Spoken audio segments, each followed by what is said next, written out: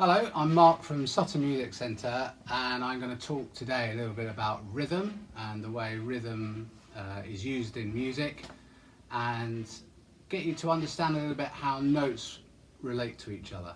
Very important to realise how they relate if you play music of any form. The most important thing is to convey the pulse.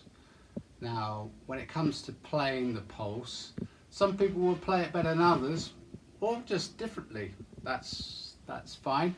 But that's one of the things that makes certainly a drummer a little bit more individual and makes one drummer sound different from another drummer.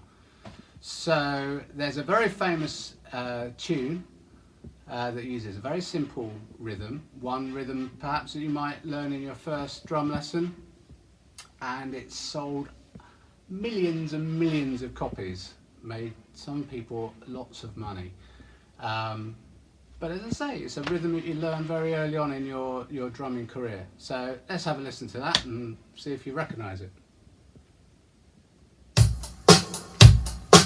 That's it.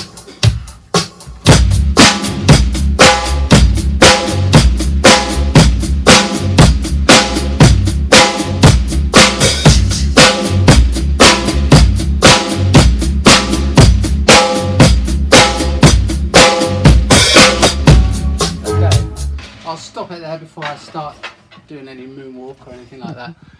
The most important thing about that is the feeling of the pulse. And when we say the pulse, we mean the main beats, okay? Now that piece of music is in 4 beats per bar. So you're going to count 1, 2, 3, 4. 1, 2, 3, 4. Very simple. But how does that relate to everything else? Okay, we are using several different types of notes. Now we're going to go to the whiteboard here and try and explain how they all fit in together. Very important that you relate things when you're in 4 beats of the bar to the 4 crotchets. Now we call them crotchets here in the UK, but the Americans, they call them quarter notes. Exciting. Now the quarter notes are called quarter notes because there's 4 of them in the bar, so each note is a quarter of the bar. Okay, then from there we go to 8th notes, which we call quavers, and after that we go to 16th notes, which we call semiquavers. So I would favour, when you're learning the drums or talking about rhythm in this sort of approach, the American terminology. I know that's radical, fundamental, but let's go with that for now. So up here we have what they call a whole note, and these are half notes. Again, half because that's half of the bar. So it's a little bit more logical than calling them by their Italian names. So when we're talking about 4/4, we have 4 quarter notes in the bar. All right, so every time you get to 4, go back to 1. So you got 1, 2, 3, 4, 1, 2, 3, 4. Now when we add 8th notes, rather than going 1, 2, 3, 4, 5, 6, 7, 8, we count an and in between.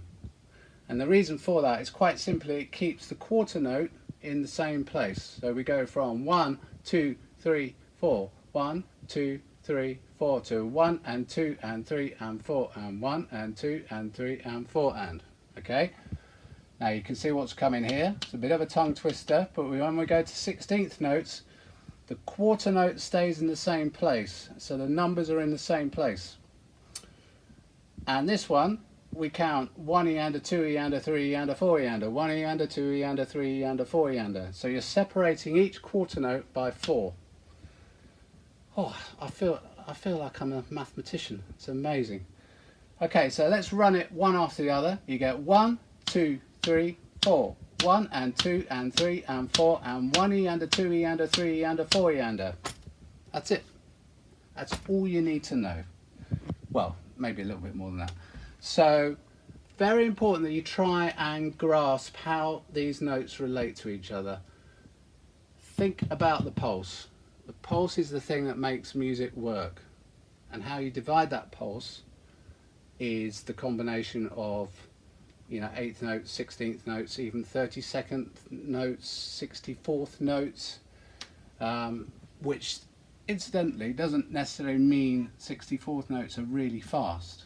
If your quarter note is going 1, 2, 3, your 64th notes aren't going to be very fast. So when you see 16th notes or semiquavers, don't think, oh, that's really fast, because it's not. It depends on the pulse, the actual tempo of the quarter note. So that's a lot. You know, it's a place to start. If you can start to count along to some music using the pulse and hearing whether you're using 8th notes or 16th notes, that'll be a really good start to understanding how rhythm works. The pulse is key, just remember that. And practice this counting, okay, especially this tongue twister at the bottom. Try and see if you can get other people to say that. Some people can do it easier than others, especially at speed. Now when you get an actual rhythm that you're trying to work out what the rhythm is, you establish your counting for the pulse, that's really important, and then you work out if you're going to need 16th notes or 8th notes. So there's some rhythms where you might just need 8th notes. So here's 1 and 2 and 3 and 4 and 1 and 2 and 3 and 4 and 1 and 2 and 3 and 4. So that's just using 8th notes, but there are other notes that you can fit in there that come from the 16th note counting. All right, so in that situation you've got to know, right, there's some 16th notes in there, I'm going to need to use 16th notes, okay? And you might not need to count all the 16th notes, just the bits that you need. So you might have 1 and 2 and 3 and 4 and 1 and 2 and 3 and 4 and 1 and 2 and 3 and 4 and 1 and 2 and 3 and 4. Okay, just using one bass drum note down here that was not fitting into the quarter note pulse or the 8th note, it was a 16th note. It's actually, I'll show you where it was. It was this one here. Whoa, look at that one. Yeah, that was the one. So as you start to learn how to count along to music, you'll start to recognize where the beat falls and where the rhythm is in relation to the pulse. But it's all about that pulse. Whatever tempo it may be that speed, it might be here. 1, 2, 3, 4, it might be here. 1, 2, 3, 4. Okay, that's what you got to get hold of. Just that. Okay, that's it. I'm going to have a bit more of a play.